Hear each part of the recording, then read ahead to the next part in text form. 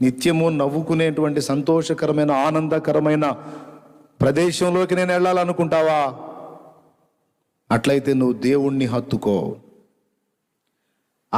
అప్పుడు దొరికే ఆనందం ఎవడికి కావాలే? ఇప్పుడు దొరికే సంబరాలు నేను ఎందుకు వదిలిపెట్టుకోవాలి?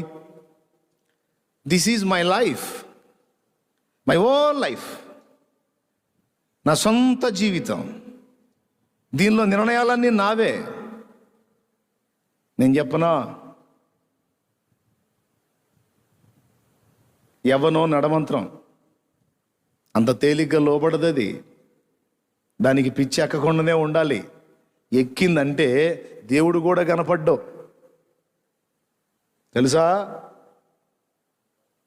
తెలుసా లోక పిచ్చి ఎక్కిందంటే దేవుడు కూడా కనపడ్డు, దైవజనుడు కూడా కనపడ్డు. దైవజనుడు కూడా వాడు వీడైపోతాడు,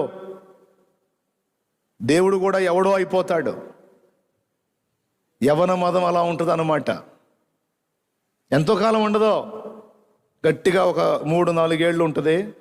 తర్వాత ఇక దాన్ని విరగదీయటం స్టార్ట్ అవుద్ది.